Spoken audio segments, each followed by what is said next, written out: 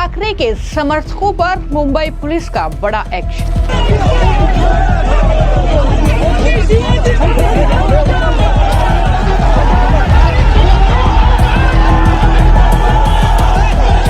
मराठी नहीं बोलने पर थप्पड़ मारने वाले एमएनएस नेता अविनाश जाधव को किया गिरफ्तार।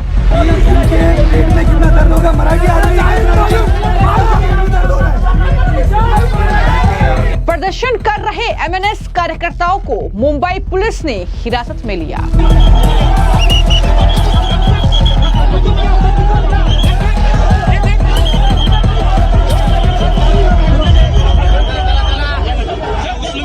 सीएम फडणवीस बोले, ये लोग जानबूझकर चुन रहे टकराव का रास्ता।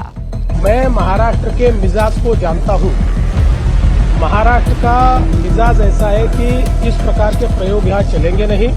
महाराष्ट्र में मराठी भाषा पर छिड़े बवाल के बीच बड़ी खबर यह है कि एमएनएस प्रमुख राज ठाकरे के समर्थकों पर मुंबई पुलिस ने बड़ा एक्शन ले लिया है। एक तरफ फूड स्टॉल मालिक को थप्पड़ मारने के मामले में एमएनएस नेता अविनाश जाधव को हिरासत में ले लिया गया है, गिरफ्तारी उनकी हुई है। वहीं दूसरी तरफ परमिशन न मिलने पर प्रदर्शन कर रहे एमएनएस कार्यकर्ताओं को हिरासत में लिया गया है। तो एमएनएस कार्यकर्ता जो लगातार वहां पर गुंडागर्दी दिखा रहे हैं और जिन्हें बढ़ावा दे रहे हैं एमएनएस प्रमुख राज ठाकरे, अब उन पर एक्शन की शुरुआत हो गई है। तस्वीरें आप देखिए कि एमएनएस के ये समर्थक हैं, राज ठाकरे के कार्यकर्ता हैं, जो कि इस तरीके से मुंबई की सड़कों पर उतरकर गुंडागर्दी करना चाहते हैं। लेकिन अब मुंबई पुलिस ने इन्हें डिटेन कर लिया है, इन्हें हिरासत में ले लिया गया है। दरअसल मराठी में बात नहीं करने पर एक फूड स्टॉल मालिक को थप्पड़ मारे जाने की घटना के बाद व्यापारियों ने प्रदर्शन किया, जिसके जवाब में एमएनएस ने थाने में रैली का आयोजन करने की तैयारी की थी। और ये जो रैली थी ये उसी अविनाश जाधव के नेतृत्व में निकलनी थी जिसने फूड स्टॉल मालिक को थप्पड़ मारा था मराठी ना बोलने पर। लेकिन उसके बाद मनसे और कई मराठी भाषी संगठनों का प्रदर्शन था मीरा भाईंदर में, जिसकी परमिशन मुंबई पुलिस ने नहीं दी। इसके चलते पहले राज ठाकरे की मनसे के नेताओं को डिटेन किया गया और अब प्रदर्शन स्थल पर आए प्रदर्शनकारियों को भी हिरासत में ले लिया गया है। तस्वीरें आप देखिए कि किस तरीके से बसों में भरकर इन लोगों को ले जाया जा रहा है, इन्हें हिरासत में ले लिया गया है और इन्होंने क्या कुछ कहा है, किस तरीके से राज्य की सरकार पर भड़ास निकाली है, किस तरीके से खुलेआम गुंडागर्दी करना भाषा के नाम पर इनकी मंशा है, जरा सुनिए। मीरा भाईंदर आमच्या हक्काचा, मीरा भाईंदर मराठी माणसाच्या हक्काचा, नाही कोणाच्या बापाचा, परवाना का नाही दिला, आमच्या हक्काचा नाही कोणाच्या बापाचा। परवाना का नाही देता, काय कारण वाटतं? परवाना का नाही देताय? प्रोटेस्टला परवाना का नाही देता, काय कारण वाटतं? सरकार घाबरलेला आहे, मराठी माणूस एकत्र आलेला आहे, म्हणून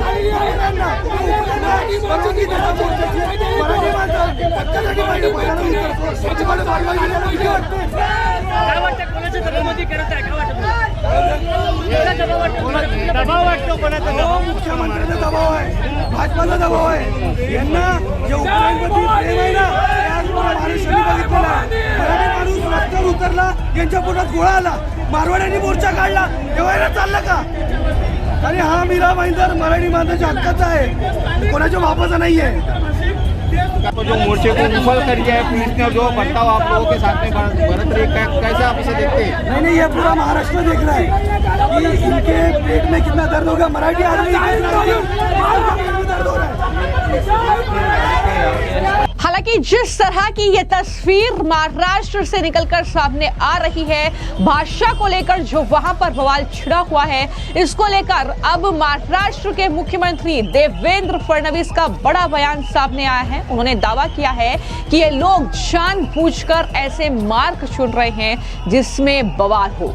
उन्होंने कहा न्यूज एजेंसी एनआई से बातचीत करते हुए कि मैंने पुलिस से पूछा कि परमिशन क्यों नहीं दी गई। मार्ग के बारे में चर्चा हुई, लेकिन वो जानबूझकर ऐसे रास्ते मांग रहे हैं जिससे टकराव हो। उन्हें मार्च का नियमित मार्ग बताया गया, हालांकि उन्होंने मना कर दिया और परमिशन नहीं दी गई।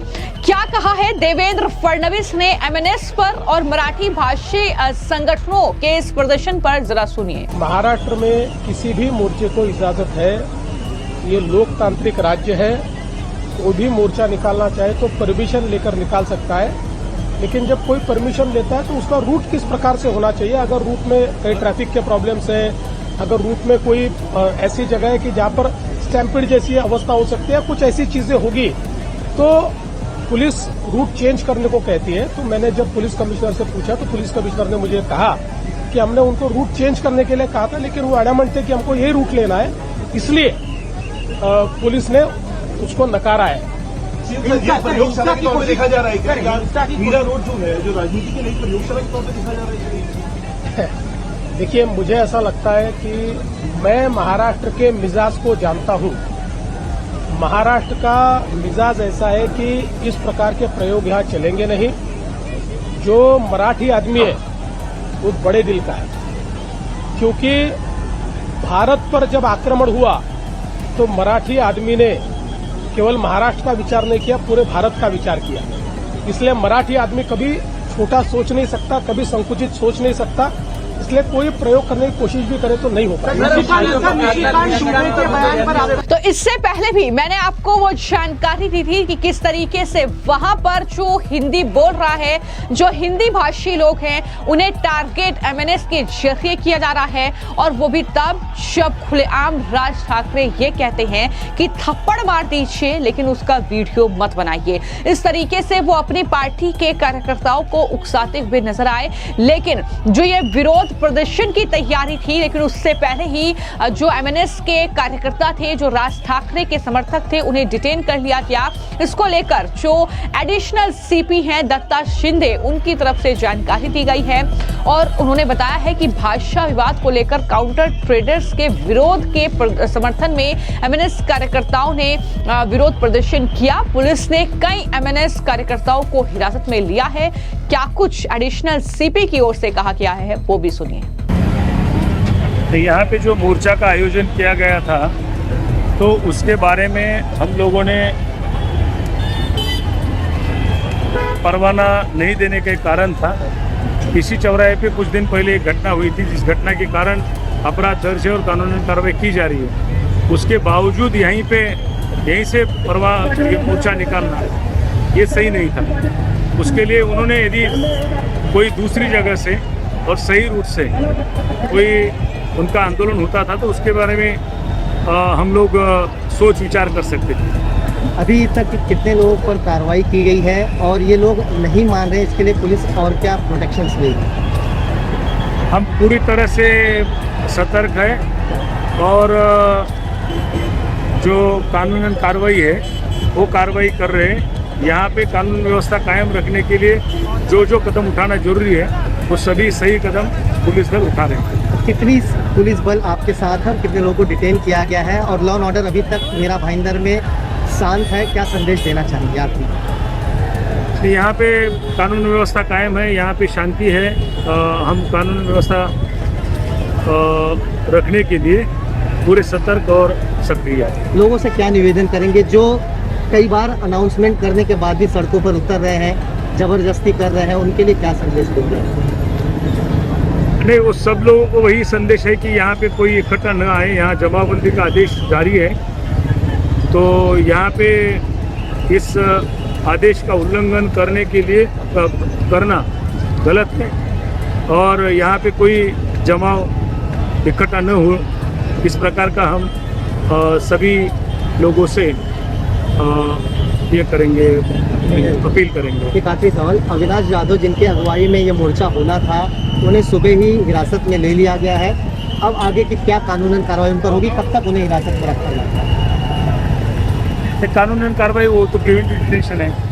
तो आपने उन विरोध प्रदर्शन करने वाले प्रदर्शनकारियों को सुना। एमएनएस के ये कार्यकर्ता हैं, राज ठाकरे के ये समर्थक हैं और इसके अलावा भी कई मराठी भाषा संगठनों से जुड़े ये कार्यकर्ता हैं जो कि इस तरीके से महाराष्ट्र की सड़कों पर उतरकर महाराष्ट्र का माहौल खराब करना चाहते हैं भाषा के नाम पर। और इस तरीके से जो है खुलेआम गुंडागर्दी की ये तस्वीरें महाराष्ट्र से निकलकर सामने आ रही है, जहां पर राज ठाकरे और उद्धव ठाकरे की पार्टी के ये कार्यकर्ता हैं जो इस तरीके से विरोध प्रदर्शन कर रहे थे, जिन्हें फिलहाल हिरासत में ले लिया गया है।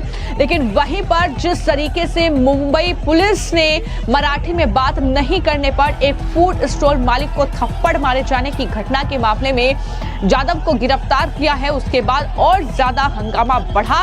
लेकिन मुंबई पुलिस, महाराष्ट्र पुलिस ने कमर कस ली है और ये बताया है कि इस तरीके से महाराष्ट्र में किसी भी तरीके से माहौल खराब होने नहीं दिया जाएगा। यही वजह है कि सुरक्षा के भी कड़े इंतजाम किए गए हैं। फिलहाल आपकी इस पूरे मामले को लेकर क्या राय है, हमें कमेंट बॉक्स में जरूर लिखें। धन्यवाद।